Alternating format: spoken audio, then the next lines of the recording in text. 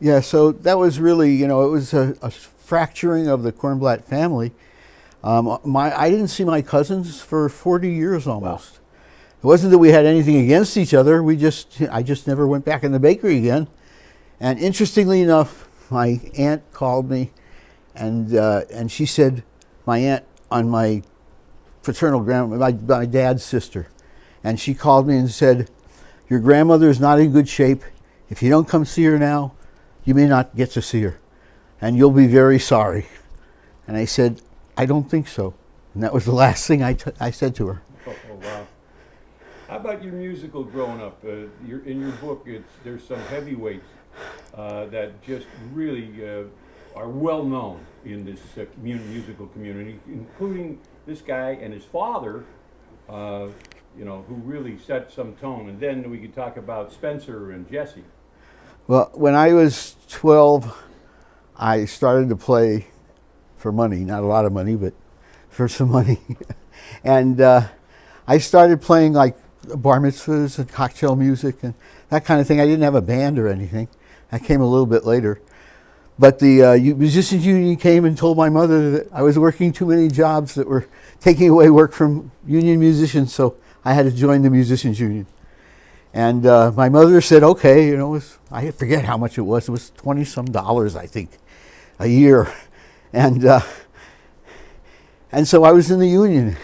And the first year I was there, Count Basie played the union banquet, the Basie band. And I said to my mother, I'm going to the banquet because I paid for being in the union. I'm going. So we went to see I went to see the Basie band. My mother drove me over and dropped me off at Genetti's. And right there. The Hotel Reddington, yes. Wow. And so I went and I saw the band. I was sitting with some people, and I didn't even know them. I introduced myself. And anyway, so after the concert is over and the dinner is over, they're having a jam session. Al Gray is there, and Johnny Hodges is there, and some other people who had played with the Basie band at that time anyway. Not Johnny Hodges, but what was his name, the alto player? I can't remember. Anyway, so they're playing, and there's a jam session. Pete DiMarzo is playing locally, a local musician from Scranton who played guitar. Spencer Cottman is playing. Spencer is the best jazz musician in Wilkes-Barre at the time, I think. He played alto sax. He played like Charlie Parker, and he sang like Nat King Cole. Wow. He was a monster. And Gino Marchetti was playing drums. Oh, Gino. And I think Joe Fox was on bass. And so anyway, I decided I'm going to go up and play because everybody's getting a chance to play. There are about 4 members of the Basie band playing horns, and these guys are the rhythm section. So I got up and I said, I want to play. So they said, okay, what do you want to play? I said, Somewhere Over the Rainbow. So they said, okay, what key do you want to do it in? I picked a key, and I played Somewhere Over the Rainbow with these guys. And I played Somewhere Over the Rainbow with more notes than have ever been played in Somewhere Over the Rainbow in my entire life. Nobody ever I had chops I didn't know what to do with, and I was playing arpeggios and chromatic scales and major and minor.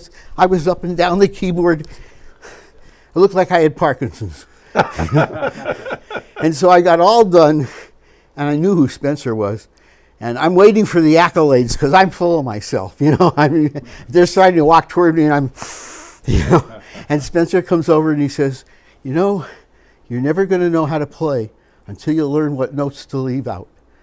And I was like, and he put me in my place and taught me a lesson. And then he goes to my mother and he says, your son's talented. I'd like to take him out when I go to play and give him some experience. And so my mother, for some ungodly reason, says, okay. And he had a piano player by the name of Jesse Wade. And Jesse was a marvelous pianist. And Jesse was also at the time a terrible alcoholic.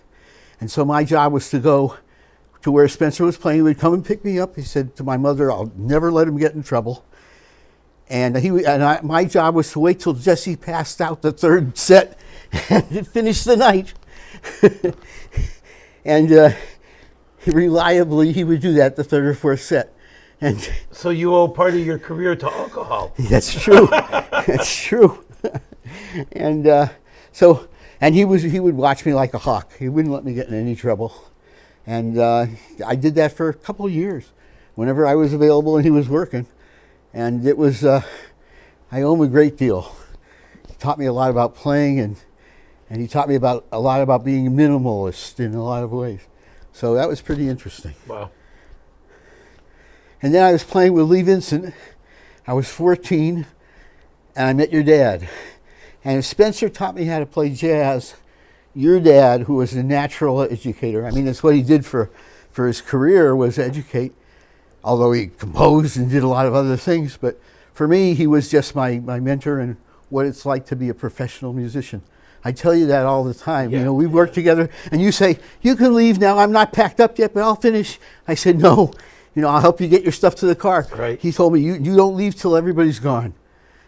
And he said, you help them set up, you help them take down. You know, he said, you listen to the leader, you go back on time, you show up early. Those were all the things that he said are non-negotiable. Right. Right. And he had a big impact on my life because I applied those same things to everything I ever did.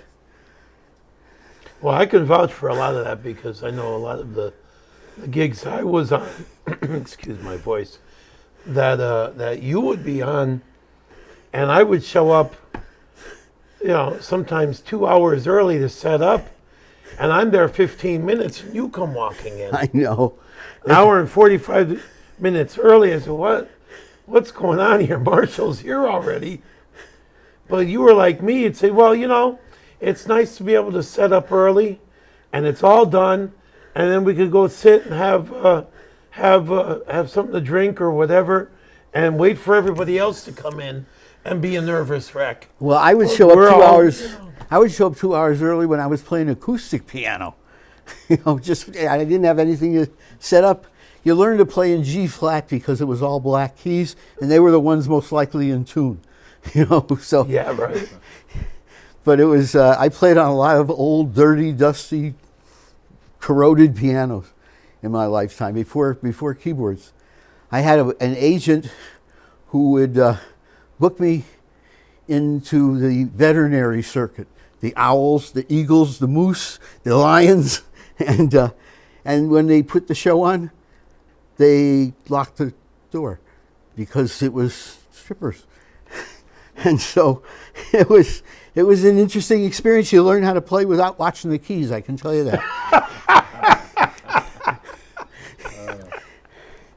But again, never anything wrong. Never, you know, I mean, I shouldn't have been there, I agree. And he said, don't tell your mother. I said, you think I'm crazy? You know, tell my mother. God love her. My mother died never having known. She knows now.